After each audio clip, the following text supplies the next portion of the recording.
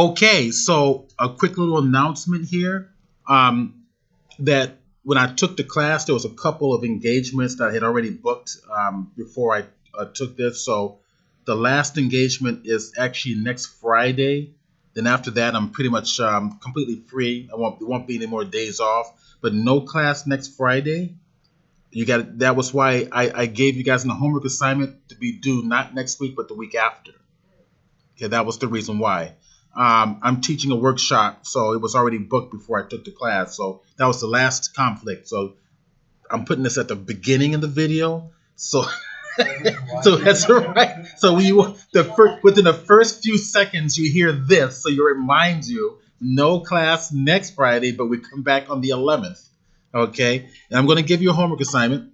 I'll do that today, but I want to cover texturing a little better. But when I was actually going over some of your, I was looking at some of your interiors that you were doing for your project for creating cloth. It's looking pretty good so far. I'm liking what I'm seeing, and I'm seeing some of you are getting creative. You're adding some atmospheric effects to it and wind effects to kind of get things to blow. You're welcome to play around with that, and some of you are actually going to YouTube trying to jump ahead of the class.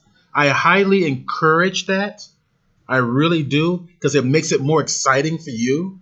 All right, so go on and play with YouTube. If you want to learn, want to jump ahead a little bit, you're welcome to do so. Okay, so there was a couple of things I saw when I was looking at it. One person had a hamburger, and his hamburger had a very interesting subdivision to it. It had subdivisions up the wazoo. All right. So the number one thing is that in the gaming industry, especially when it began, the more polygon faces you have, the more memory it's going to take up. And back in the day, they only had like 256K. So you had to limit the amount of polygons you put in your gaming engine, because otherwise it's going to slow it down, and your processor in that particular, it's not going to be able to be efficient. So we want to be very efficient in terms of how you use your polygons. Now, what I saw was this. I'm going to kind of recreate what he did here. So he used the hockey puck method, where he put a cylinder in here. All right, I'm going to go and he squished it down properly. Okay, everything looks good so far. If I bring it up here, everything looks pretty good. Okay, and he figured, okay, now I'm going to subdivide this by hitting Control B for bevel, and bevel everything, right? So hit Control B and boom, he's got this. No, okay, it's a good start for his hamburger, right? But if we come over here to the edge view mode, you get to see there's a lot of extra additional polygons in there that he doesn't necessarily need. Now I can come over here and play around with the segments, right? But I think what I was seeing was this. This is what I saw. So he increased the segments, which really added a lot more polys in there. So I looked at it and says, we know there's a more efficient way of doing this. So I'm going to go back. Okay. And I'm going to go back, take a look at this one, and hit the A key. All right. So what I did was, hey, why not do this? Why not just select these surfaces, right? So what he did was, with the bevel key, with nothing selected means everything selected. So he beveled every single one of these faces. Okay. But if instead I just select, well, I got to go over here to my, not that mode, but face mode. Select all these faces here, which has a tendency to select all these faces down here, which is exactly what I want to do. So instead of adding bevel to every single face, I'm just going to bevel this entire shape. And I'm going to bevel it this way manually. So I'm going to come over here to hit my R key, and then hold my Shift key, and then grab the planar option here and just pull it in like this. See? So I can control this a little better. Then I'm going to come over here to the top handle.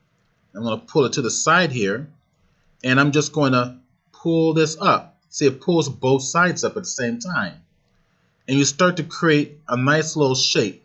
Now, when things start to look great in your polygon mode, that means it's going to look great in subdivision mode. I'm going to talk about that in just a second. Now, to the side here, we have maybe some more shapes that I want the hamburger patty to kind of bow out a little bit right along the side here, right? So I'm going to use the help under my mesh tools. I'm going to grab what's called my insert edge loop. Insert edge loop is something you're going to be using a lot when you do your 3D modeling.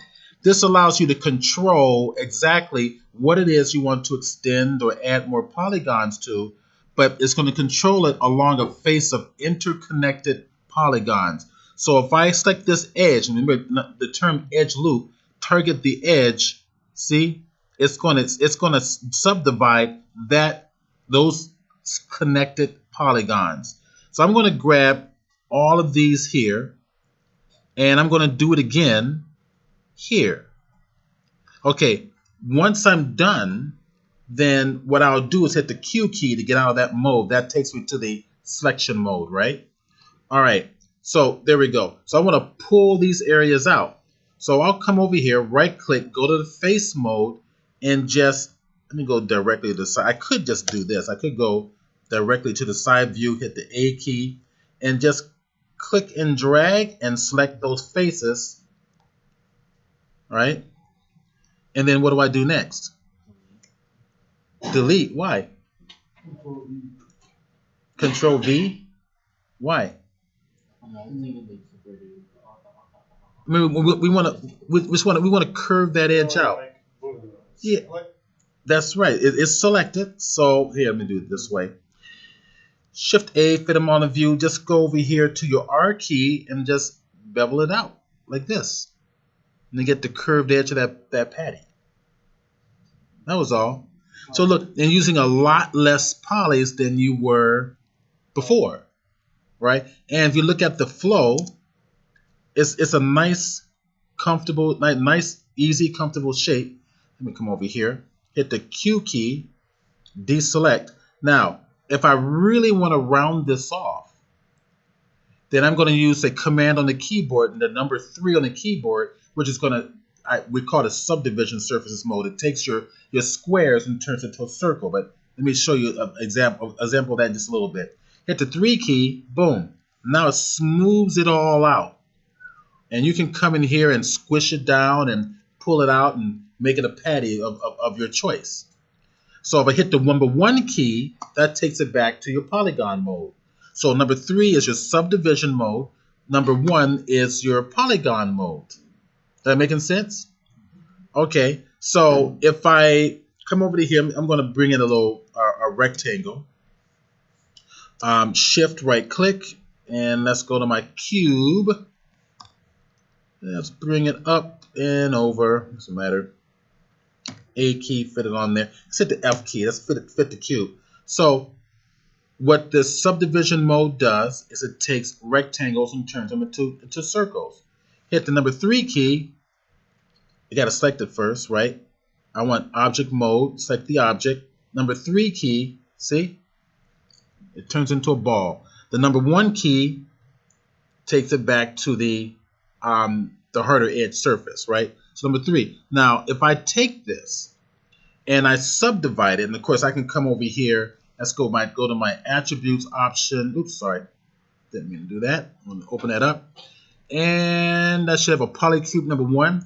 If I start to subdivide this, the subdivision will take it closer to its natural cubic shape, but maintaining curved edges, rounded curved edges. So if I go to 2, this one 2, and this one 2, it's pushing it toward more of its rectangular shape, but maintaining these curved edges. If I want to go 3, 3, and 3, see, pushing it more towards a rectangular shape, but keeping, these edges curved. Let's see, if I go to 4, let's go to this, something like 6, 6, go extreme, 6, 6, there, right? So now, some of you had problems with this, where with your soft body dynamics, it didn't interact with this particular subdivision surfaces shape. These are not polygons in subdivision surfaces mode. Remember, this is a mode. All right. So it's taking your polygons and altering them into geometric shapes of using splines or like in Photoshop, the Bezier tool. It's taking those angular shapes and rounding them off using mathematical algorithms. Therefore, these are not polygons. This is non-destructive. Okay, so if I want to see the polygons, I hit the number 1 key. There's my polygon. You can see I've subdivided it. If I go back to my subdivision shape, now how do I turn this into a polygon? I need these to be solid polys for it to act the most effectively with my soft body dynamics, right? So you're going to go over to modify. We're going to go to convert on the bottom. Smooth mesh preview. Notice what it says, preview. It's not an actual polygon shape. It's just a preview. It doesn't really exist until we freeze them to polygons. Click it. Boom. Now they're polygons. And look at all the polygons we have in here. So now with those polygons, I can right click face, and I can select these individual faces. Does that make sense? Okay, so when you're ready to interact your cloth with something that's going to be in subdivision surfaces, freeze them. And on other packages, we call it freezing the polys.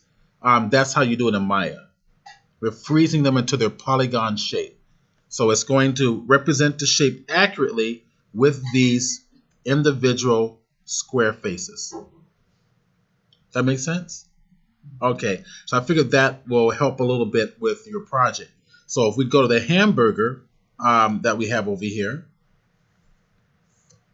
right click, object mode, target the hamburger, go to the number 3, and then what do we do to make it to polygons?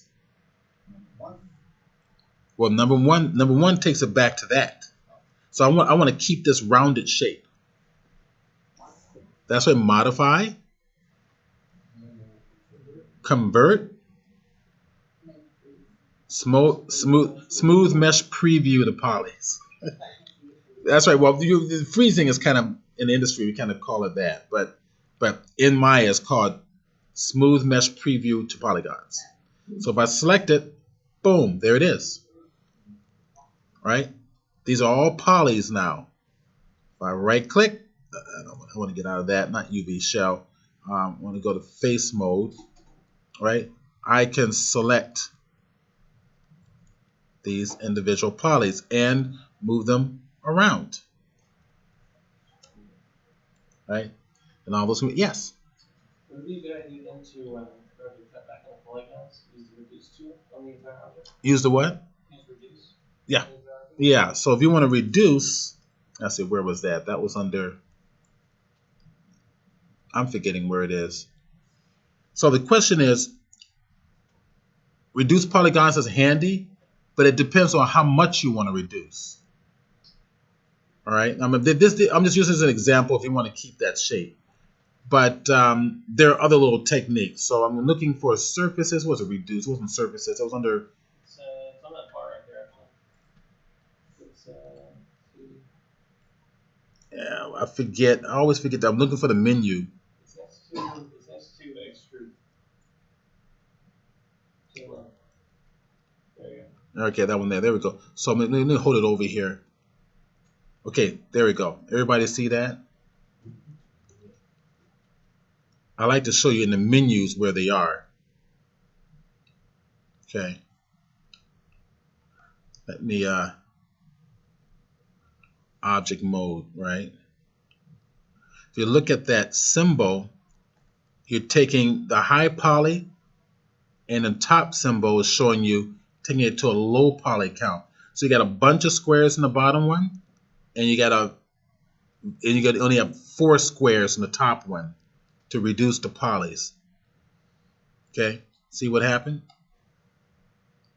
So it merged them together. See where these empty spaces are here? It used to be 4 polys in there instead of now there's 1. It's merging them together. So it's a nice little trick if you feel like if you import a model from your friend and it's like Polygon City, all right, too many polys, but you know you can reduce it down to a point where it can still look good, then that's kind of and we'll tackle some of this later on. Yes. Well, that would probably be very useful on the cube, right? Yeah. Well, yeah, that's exactly right. If we go to the cube, let's go do it. Let's do it with that one. All right. So let's go to my object mode, target my cube. Okay. Hit it. See?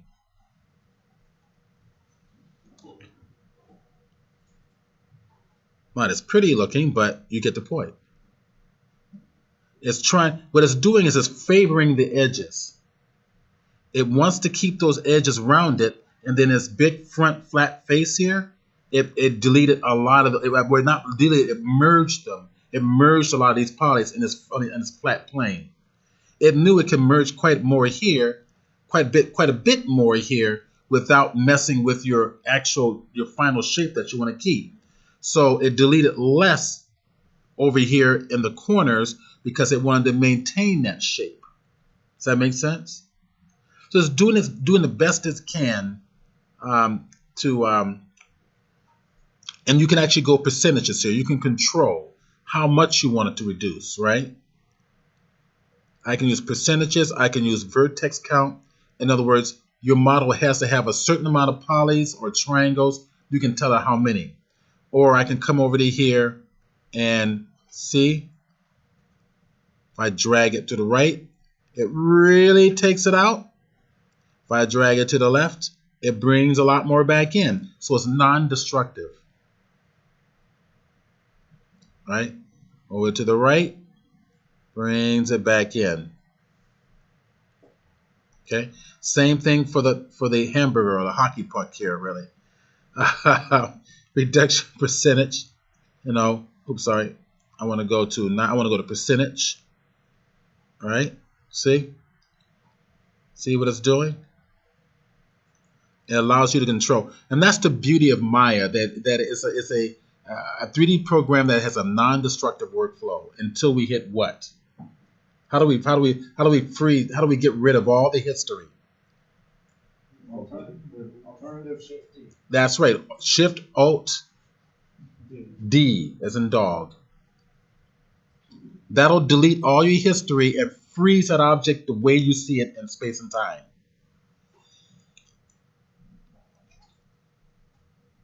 Okay, cool. All right. So if I decide to, like your homework project, if I want to add a plane to this, I actually want to talk about this anyway. The plane will be good. So I want to talk about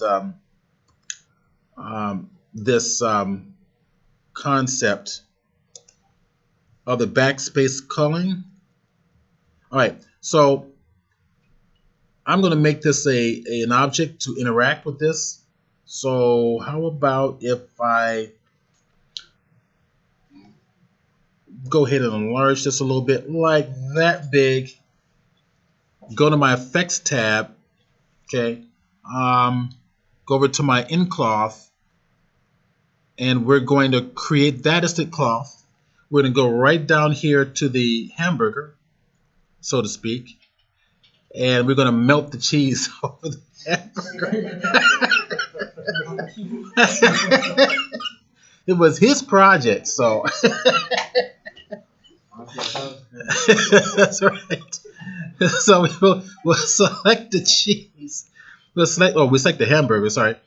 Go to in cloth, and then we're going to make that your passive, okay? So, and if we pull it over, boom, there we go. Cheese melted on the hamburger, instant cheese. That's delicious. It's delicious, right? That's right. So this. That's right. It makes you mouth watering good. The vending machines are closed tonight. Right. That's right. We're the late class. So what I do is I click and hold on the play bar here and control it manually.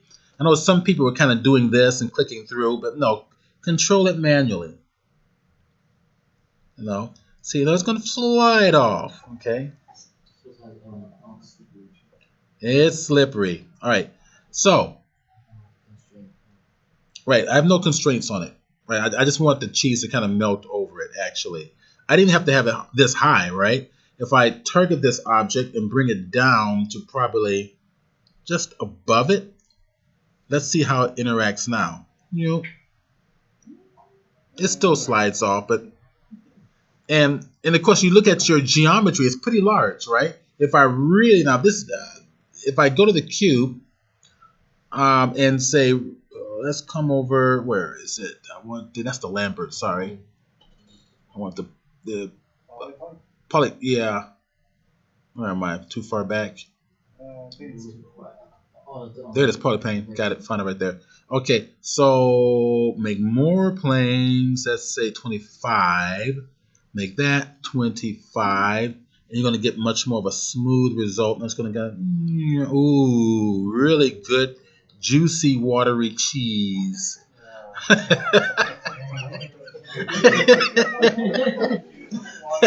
That's right. Pause on there. If I bring this, can make eggs. I can make eggs. So eggs are next. All right, no, eggs on burgers are not bad, huh? No. That's like all that extra protein you're getting. All right, so now check this out. Check this out. I'm gonna bring this up a little higher, up to here, and F key, hit it to there. All right. You look on the back side. What this is telling you, when one side is black and the other side is the color, is your surface color. It's simply telling you that you're only able to view only one side of your polygons, and that's standard with any 3D program, Maya or Lightwave or anything. So, and the reason is, if you view both sides, that means it's going to take up a lot more RAM and processor power. So seeing one side only reduces your processing power down. You only need to see one side. But the way Maya displays the other side is this black little face. Standard 3D programs like Lightwave or Modo doesn't allow you to see the other side at all. It goes transparent.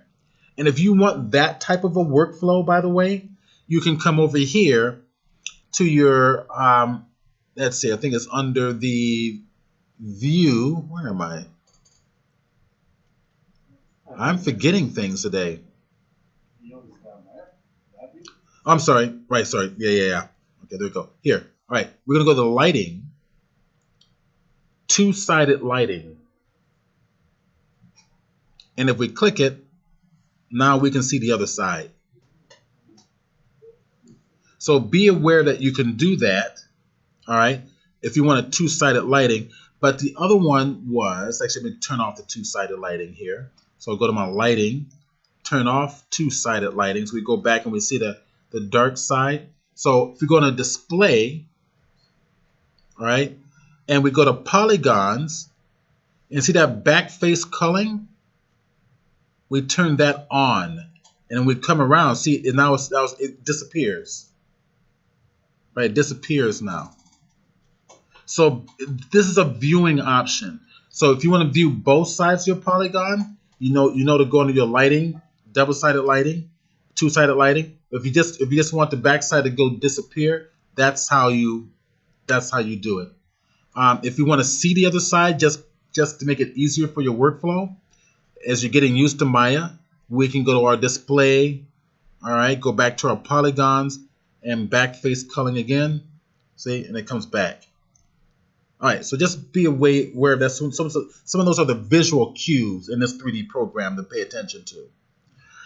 Okay. All right, here's something I noticed some people weren't aware of. So you want each one of these shapes to have a separate texture. Because automatically what Maya does, it takes one texture and applies it to everything at one time. Now, most of you already figured this out, but I figured I want to have this recorded. So select your one object, which we have our plane selected. Right-click on it. right? Right click and hold, and right down here, assign a new material. It's that easy. Select the material that you want. It could be Fong, or it can be a Lampert again, and we'll target that. And we can go over to the color and say make that one red. See, it's separate from the other objects. We target that one there, right click, and assign a new texture there. And we can give that one a Lampert, and again, give that a different color, maybe make that something like yellow. Is that making sense? It's that easy. So if you want, say, a surface, right click, I go select an object, right click, face mode, and select, say, a bunch of faces like this, right? Right click and hold, assign new material, make it a Lampert, and as you can see, make it blue. You can assign a different texture per faces. That might come in handy.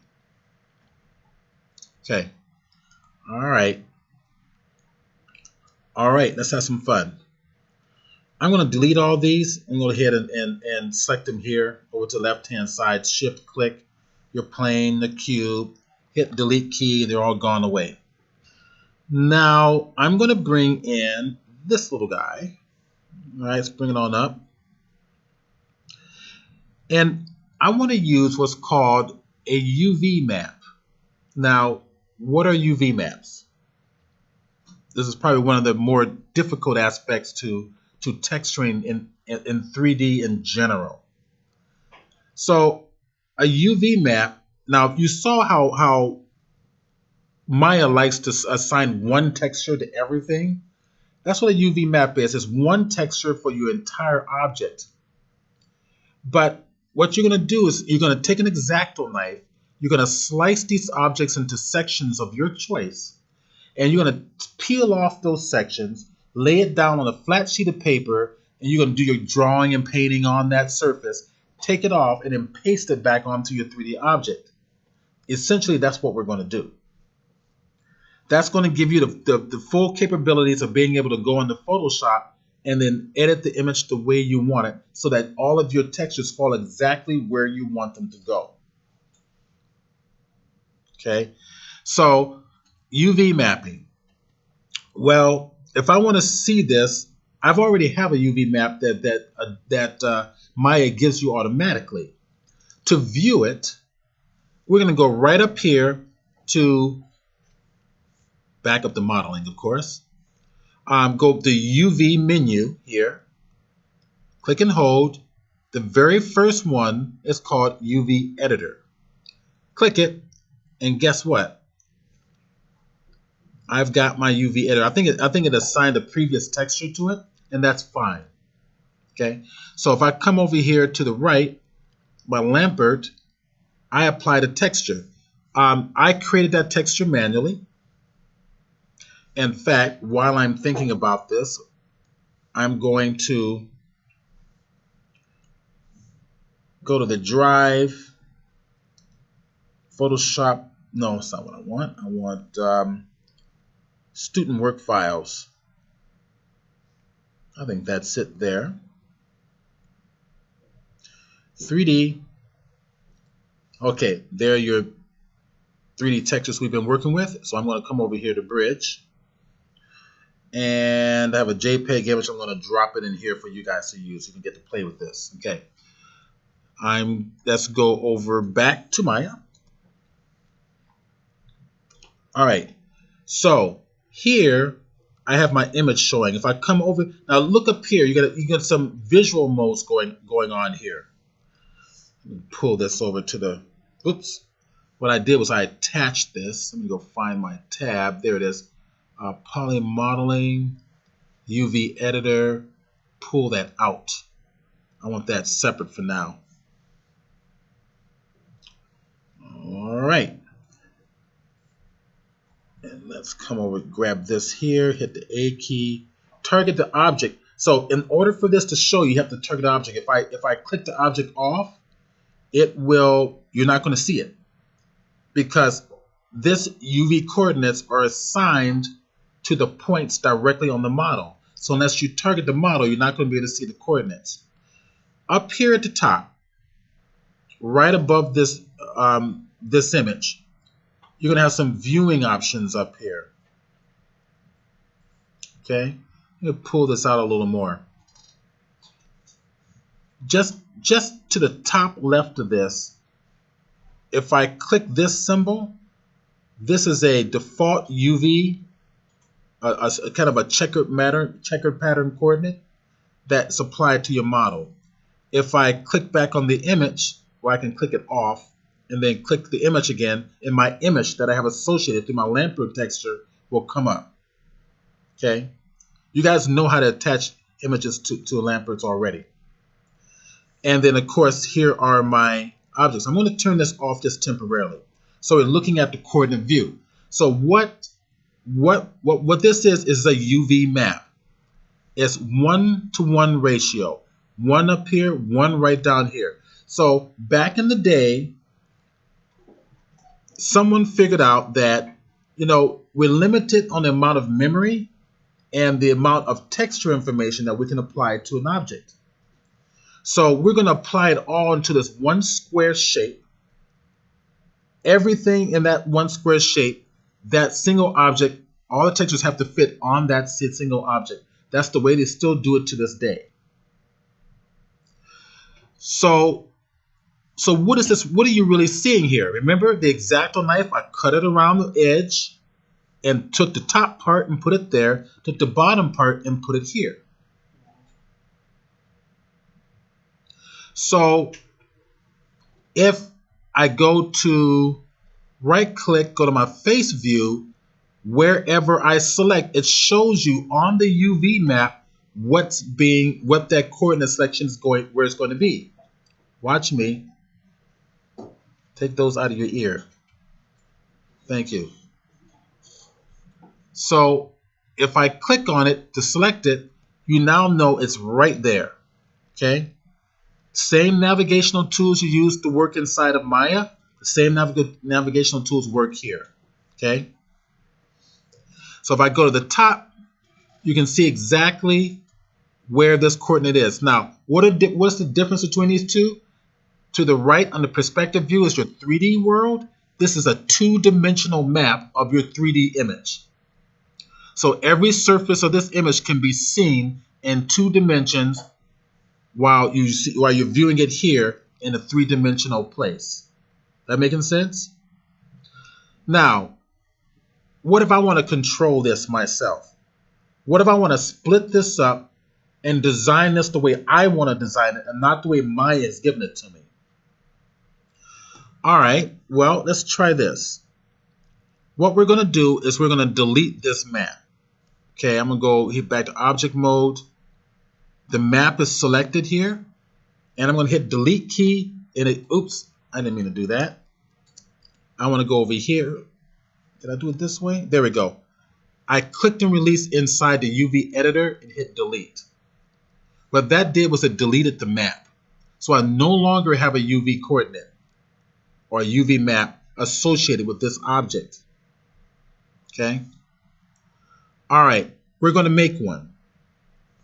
So I'm going to take the object here, kind of angle it like so. Let me go ahead and hit the F key. Pull it out. Angle it a little bit 3-dimensionally. And we're going to do something kind of clever. If I go to the Create tab in the UV editor, I'm going to hit something that's called camera-based UV map. If I click it, what do you think just happened? That's right. I created a UV map based on the perspective of the camera, based on how we're viewing through the camera. What I would like you guys to do is to get to this point. Okay, zoom. Okay, so as you can see, I'm seeing everything from a 3D or the camera point of view. That was why we chose camera. The reason we did that is to make it super easy for me to see what I need to select. Okay? All right. Now, what we need to do is we need to tell it how I'm going to slice this thing up, right? I want to get my X-Acto knife. I want to tell it exactly how to slice it up. And I'm going to do that utilizing edges. But to do so, I have to go into a particular mode to cut it up. So in the 3D on Maya, going over here to my UV option, at the bottom, you have what's called 3D cut and sew UV tool. Once you select it, you're in that editing space now. So what I want, once I'm in that editing space, I'm going to right click component and grab the edges. So I'm going to select the edges. I want the circle, right? So I'm going to go to the 3D object, hold the shift key, and if I double click on the edge, it's going to select that loop. Those interconnected edges. Double click it. There. See how it goes white there? That means you just sliced that thing. Go to the bottom, double click it.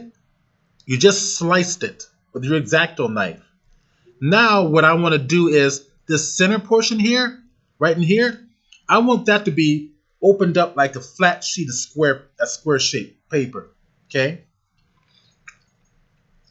Therefore, hold the shift key, click on that once. Oh, double click. There we go. There it is. It's sliced. So that means this will open up. Now, I want to see exactly how this is going to be, placed onto my UV coordinate plane. What I'm going to do next is right click, component, UV shell. I want to see the shells, each individual shell. Click it, 1 shell, 2 shell, 3 shell. Once we're in the shell mode, watch what we can do. All right, so I sliced it up, so I'm going to peel it off here, and I want to lay it flat down. So if I peel this off and lay it flat down, wouldn't that be a perfect circle? Yeah. Right? Yeah, it should be. How do I do it? Select it there. Hit the D key for dog on your keyboard and watch what happens. Boom. There it is. Oh, I want to do the other side, right? Click on it. D for dog. Boom. There it is. Oh, now let's get this side. Click this one. D for dog. Boom. There it is. Cool, huh?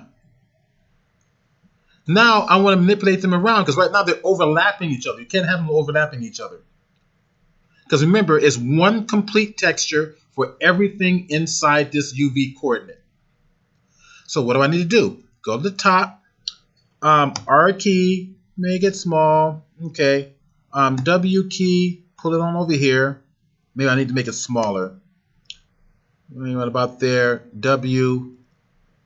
All the same navigational tools. I'm going to put it right there. It's got to be inside the borders of this UV coordinate. Go grab the other one. R key. Make it about the exact same size. And of course, I can go to W, pull it on over here, and match that size visually, like that. That's good enough. Bring it on over. Oh, it needs to be a little smaller, right? All right, so I'll select them both. Shift, R key, just to fit inside W. There, like that. All right, grab this one. If I just to make you aware, see up here where the image was, I had turned it off. If I click that rectangular pattern, you get to see how these rectangles are falling quite nicely on each of these shapes. That's telling you you're in the right, you're doing the right thing. This one's at an angle, isn't it? Right? Because this is at an angle. If I turn this on, the view here, And I believe that should be, all right? You can see this rectangular shape. That's the image you're looking at right now. I'm going to turn it off briefly, okay? And I'm going to turn the image off briefly. If I turn my image on, well, we'll see that in a little bit, but you have to hit the number 6 key, right? Okay. But we'll take a look at that in a little bit. For right now, I'm going to turn this off. Take this, and I'm going to rotate it. And matter of fact, let's turn this on so you can see what's happening. See? I wanted to line up right, see that right there? See how that lines up there? So this is the program. This is default in Maya, this little checker pattern, which helps you to see just how well these UVs are lining up. This cannot overlap. W, bring it straight down, right in there. So they're all separate.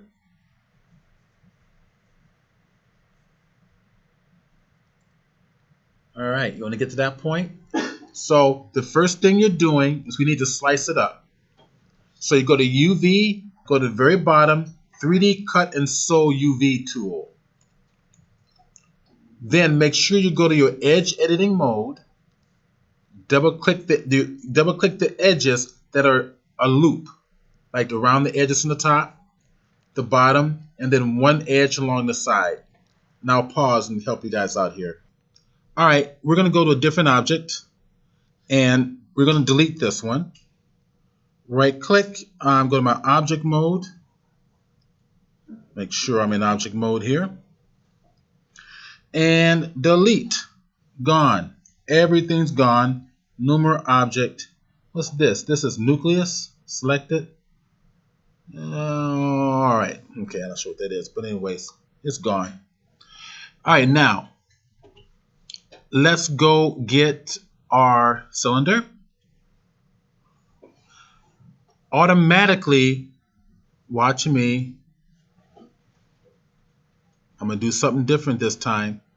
Because my UV editor is open, automatically it assigns the UVs and shows it to you visually here. I want to turn it off. Hit this button. It turns it off. Oh, I have my image there. Hit the image button. All right, very good. All right. Old texture is on here. Selecting the whole thing, making sure I can do this by selecting, because if I right click here, I'm in object editing mode. Again, I want to be in object editing mode. Click and drag on all the UV coordinates of the map. Hit delete key. Now I've got a fresh, no texture. Right, UV coordinates are gone. All right, so this is what I'm going to do. Let's pull this up. We're going to go to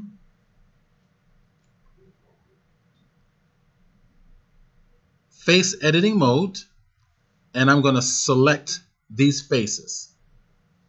If I go to the bottom and the side, make sure nothing else was selected, which you can see other stuff have been targeted. To get rid of it, hold the control key, and just anywhere where the box is actually touching, all those connected polygons will be deleted. So I'm going to get rid of them. Now, only the top face has been targeted. F key to fit the top view in mode. I'm going to turn off the UV editor for now. I'm going to hit my R key for resize. Shift key, the plane, bring it in like so. W key, remember, use this. Don't have to go over here selecting this stuff over to the left hand side. Use your shortcuts. Shift key, grab the Y, pull it out, make this shape. Hit the F key again to fit that shape into view. So now I can rotate around that shape. And I'm going to hit the Shift key again, pull this out. Okay. Now hit the R key just to resize this down like so. Hit the A key to fit all in the view. Heck, I'll go down and grab the bottom again, select all those. Make sure I selected some other stuff there. Control, anything it touches, it gets rid of. Nothing else is selected. That's the only thing that's selected. So what I will do is grab this, Shift, well, I'm going to hit the W key, Shift, bring it down, R key, expand it out like that. And we'll do this. Okay.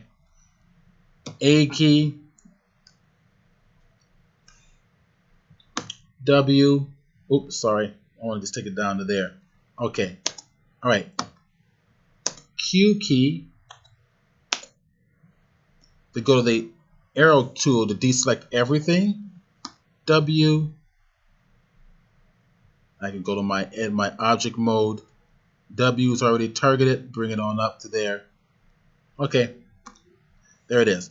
Now, get to this point. Do something like this. You have a little creative license on it.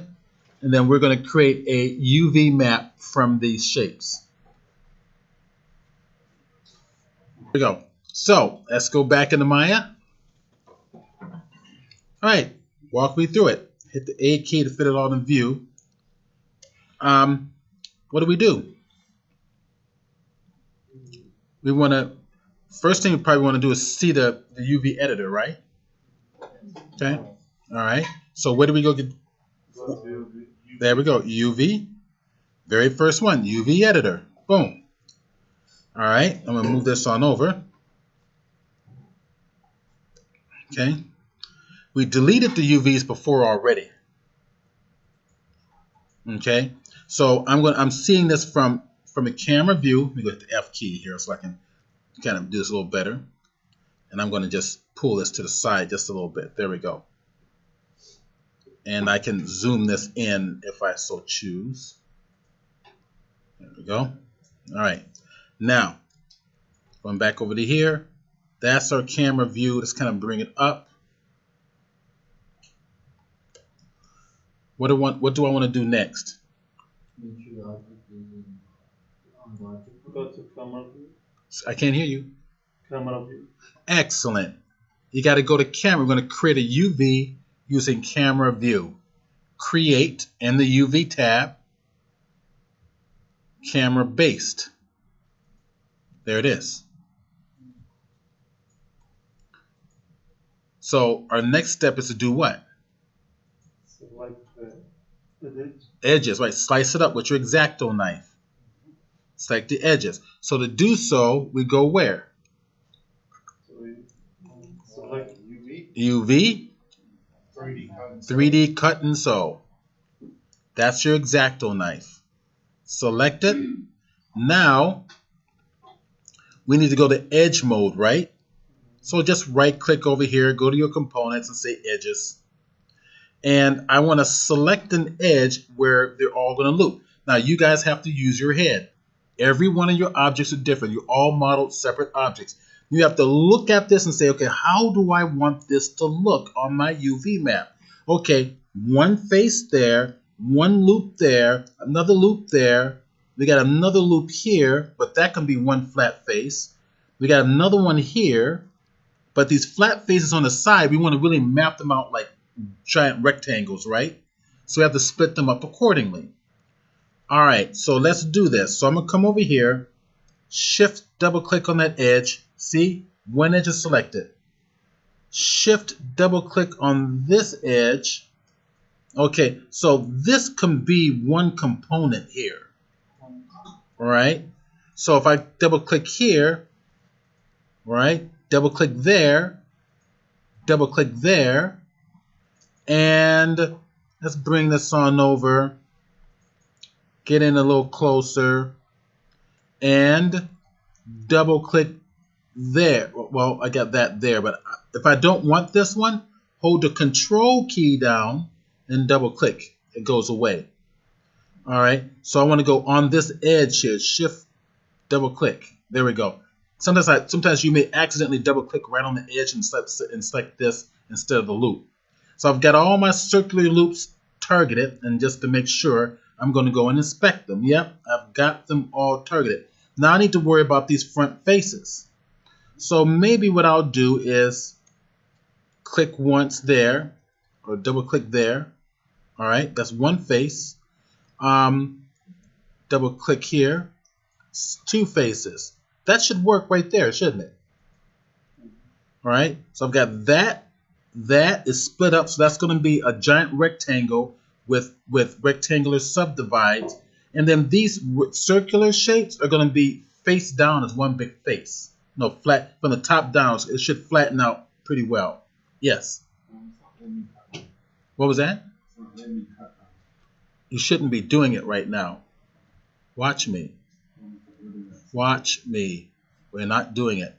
All right. So this one here is angled slightly. I might be okay with it being face down, so I'm going to chance it. So once these are sliced up, what do I do? UV shell. Excellent. UV shell. Yes, you do have to hit the D key, but you need the UV shell first to create the individual component UV shells. Now when I match over it, boom, boom, boom, boom. See? Now you got your shapes that you decided to cut up the way you want it. So I'll go to the bottom one. Now remember, this is from camera view. We don't want camera view. We want to flatten it out. We want to spread it out on that flat sheet of paper. What do? D key. Right? Select it. Got to select it first, right? All right. D key. Boom. Oh, guess what? What's the shortcut for redo in Maya? G. G is in God. Select it. Watch. G. Well, it should do it. Oh, come on. I hit D. All right, it should have did it. So if I click this one, it should hit G key to redo it again. It's not doing it. Interesting. All right, fine. Hit D key as in dog. All right. Click. Select this surface here. D. Boom. That surface. D. Boom. That surface. D. Bang. That surface. D. Bang. Done. How do we go select each one of these? Let's grab, this is small already, so I'm going to grab this one and hit the W, hit the R key, so then I can resize it. There it is. I'm going to resize all these on here accordingly. So I'll put this one over here. Go grab that one. All right, this one, E key for rotation. It's kind of hard to see right there. And again, if you want to use your let's see, where is my, there it is, slide this on out, get that view there, see that? You've got your checker pattern to see how good it looks. Look at this side here, right? You rotate it, so now the checker pattern is aligning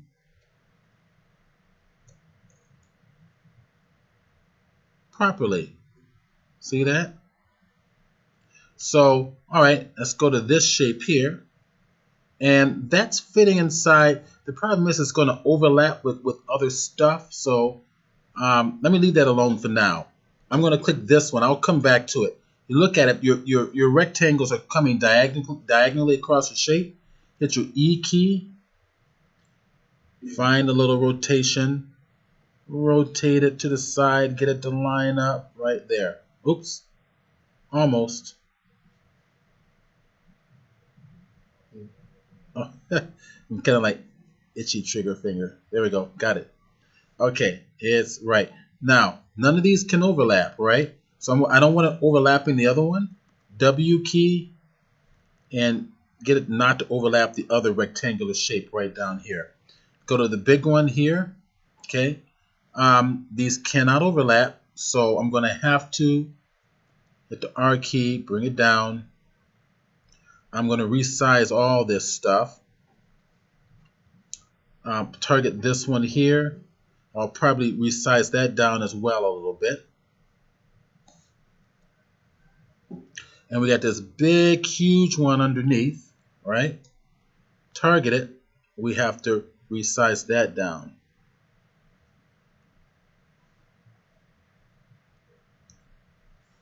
Okay. If I have to, I can move these off to the side, okay? There's no rule that says you can't do that. So the only space that's going to see your texture is going to be inside the UV coordinate. We're just placing these things outside to help us stay organized. So this is big, huge one here. So I'm going to go ahead and hit the R key, bring that down, and just pull this out to the side temporarily.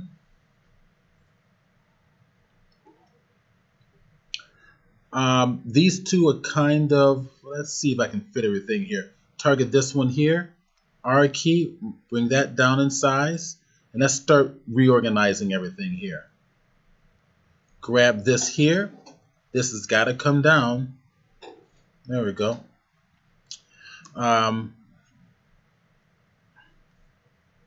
Select one, select it, there we go. Target it, move it around.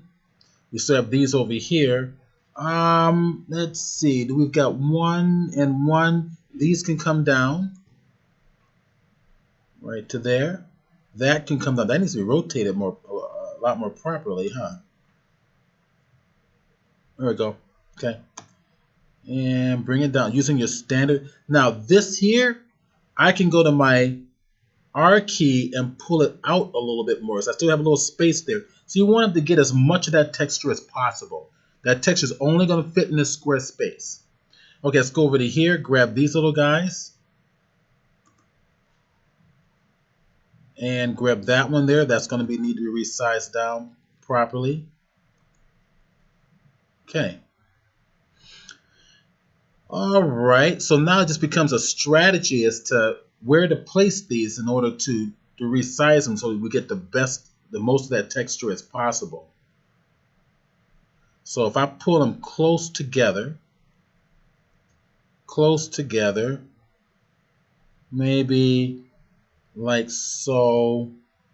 Maybe I can pull this one a little closer together like so. Now click and drag them all. And then maybe make them a little larger. Like that to there. And then, so I'm using my shortcuts on my keyboard, W and R. So that's a little bit of an overlap here. So I want to, but that's okay because I can take this single one and just bring it in closer. See what I'm doing?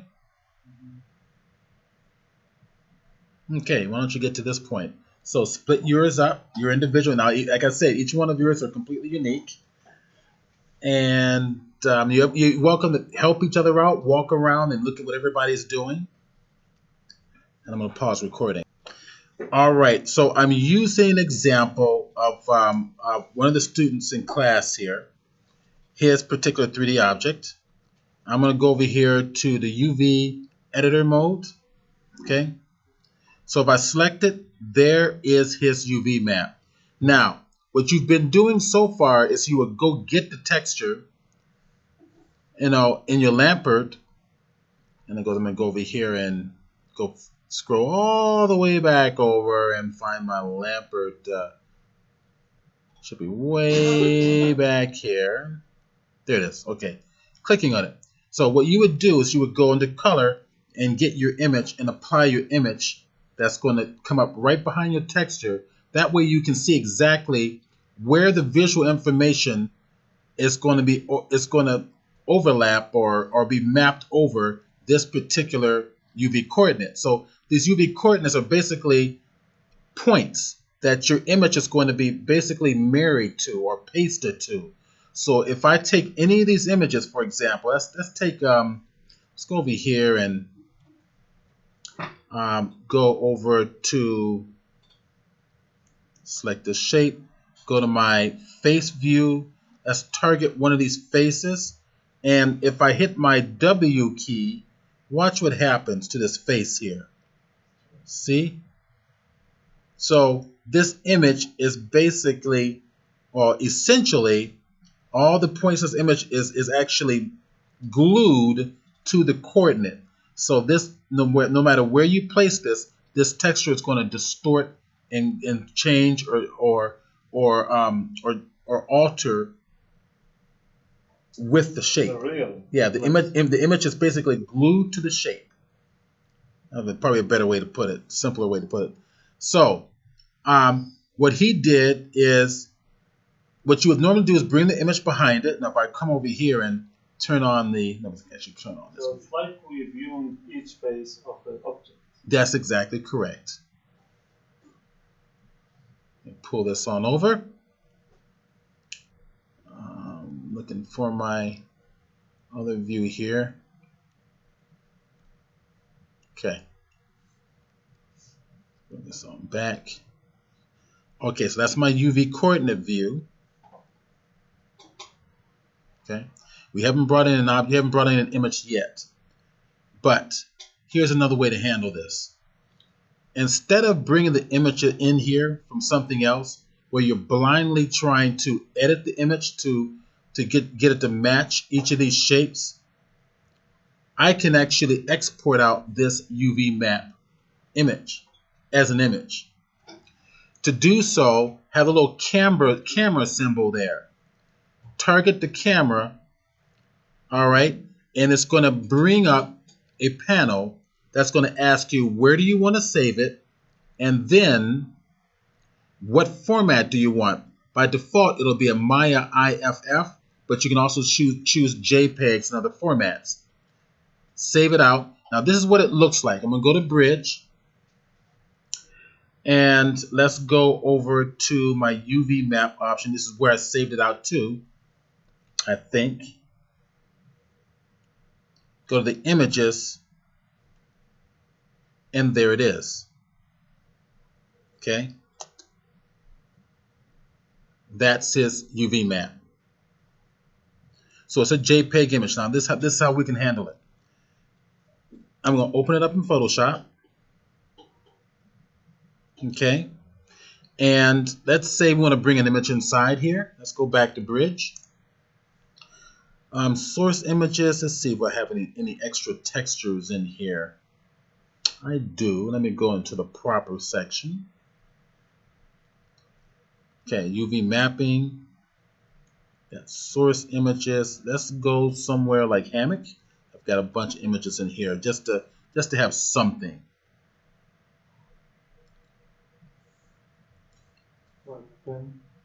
Yeah. Okay, let's go into hammock here. Open it up. All right. So, okay, I'm going to place this texture inside here. I'm peeling it off to put it slightly to the side. Go to my Move tool. It only does one thing, is it moves objects. Click it and drag it right over here like so. Okay. I don't need it anymore. I'm going to close it out. So if I take a look at this image, I have two layers now. The top layer and the bottom layer. If I duplicate the bottom layer and put it on top, I'm going to change the blend mode so only the white areas are going to remain, but the black is going to go away. My normal option, all my layers in normal view, which means with each layer, we're viewing it normally. If I come down to something like screen, it makes the black areas go away and keeps the highlights. Just use screen for this. Okay.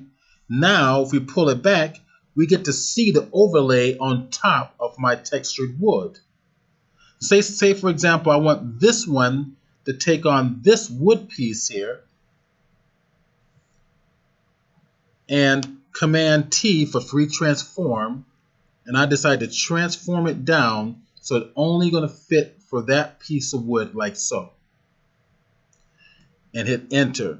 Let's go get another texture. Let's grab this one, open it up. I'm going to peel it off a little bit so it sits beside it. Move tool, bring it on over. Now what I like to do is to turn these to smart objects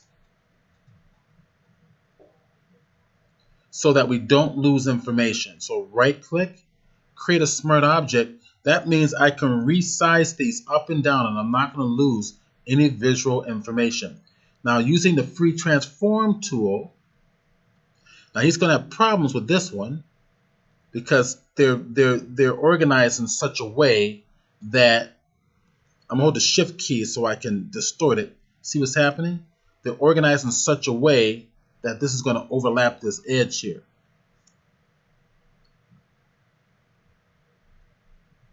So you want to always kind of keep how you place them in mind. Now what he could do is this.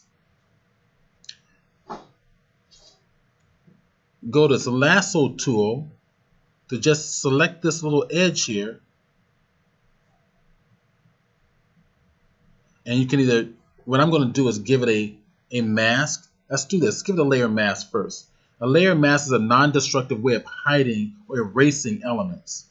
So if I take my lasso tool and make a little selection, the key to mastering Photoshop is mastering selections, and fill the mask with black, it just takes that away from it. So that's how you handle it if you have everything organized this way. So the mask, I'm hitting Alt or Option click.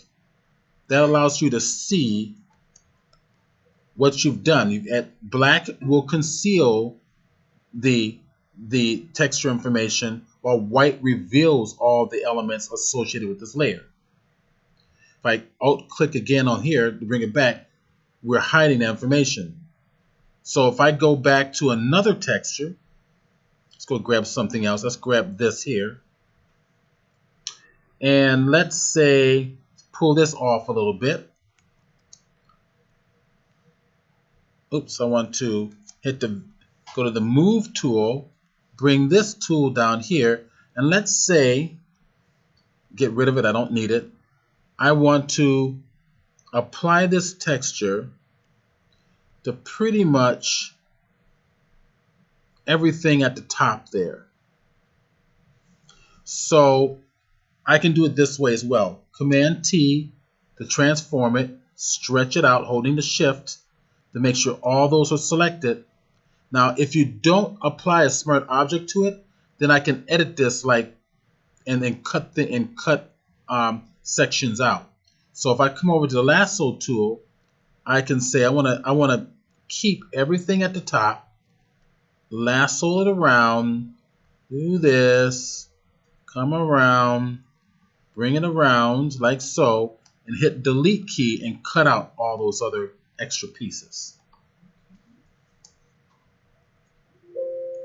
If I chose to do it that way. Okay? Or better yet, let's do it this way. I'm gonna back up a little bit. There we go. Okay. Let me get rid of this one here. Let's go to my V key. Let's keep. Say we're gonna maintain the top, right? So it's gonna overlap. Oh hell. We'll do exactly what I was going to do, but I'm going to do it slightly differently. And that way, I want to keep these other two, right? But I want associated with those three. Lasso tool, second tool on the left-hand side. Select in between, and then delete all of these out here. Actually, yeah. No, I'm sorry, my fault. My fault. I backwards. In between and delete these two over here. So I don't want to use a mask for this. Hit the delete key and there we go. Okay, so if I get in close, I want to make sure that none of this wood,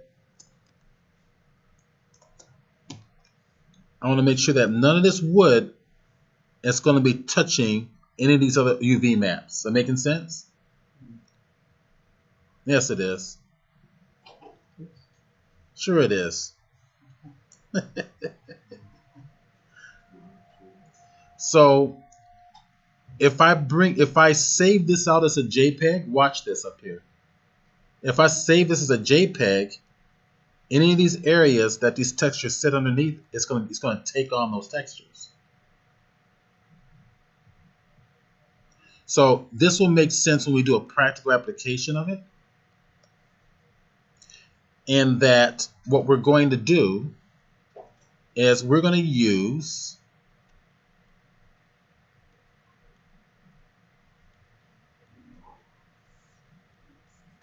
that. Well, something similar to that. Actually, I made one for you. That one there. You're going to create a can in 3D. And you're going to UV map these on all the individual surfaces. We're gonna apply these images to the can. That's right. So you're going to split up your surface so that each surface is going to take each one of these sets of textures. So which surface would take this large red Coca-Cola logo? The sides. Excellent. Which textures are going to take The bottom. the bottom? Which one's going to take that? That's what that is what I was doing. That is exactly what I was just showing you. Does that make sense now? Yeah. You got that quickly. A little bit more, huh? Yeah. So It's kind of texture. it's just applying different textures to different surfaces of your model. And that's what UV mapping allows you to do. To split up the surface exactly the way you want to do it as an artist. So close out what you're working with now. And what I want you to do is to build the can and also create a little bit of a lip to that can for the top portion. Okay? I want to let you guys do it on your own, and then Top we should do it like this. what was that? A texture of the top. That's right. You're gonna UV map it so that in such a way so you can apply these textures, each UV coordinate to this texture. And do we have to design the can? That's exactly what you're gonna do. You're gonna design the can the same way as a Coca-Cola can. There's gonna be a practical application, real life application. If you are hired to create a 3D can for the Coca-Cola company, there's a variety of ways to do it. Matter of fact, let's talk about it. How could we do this? You can just design the top. Okay, one person says just design the top. You could, but I want you to design the whole thing as one piece. Now, do me a favor. Forget about designing the cap. I just want all this to be flat in the top. Okay, so go ahead. Use the polymorph cylinder. You can use the polymorph cylinder. That could work, and then bevel it in to get it just right. What's another way you can do it? Remember the revolve tool? Yeah. Make the basic shape of half the can and then revolve it around. That's another way. So you get to choose whichever way you like. Cylinder, it's alright. Cylinder works fine. Yeah, if you feel comfortable with cylinder, go with that. If you feel comfortable with revolve, you're welcome to go with that. Okay, go for it. And I'm going to pause recording.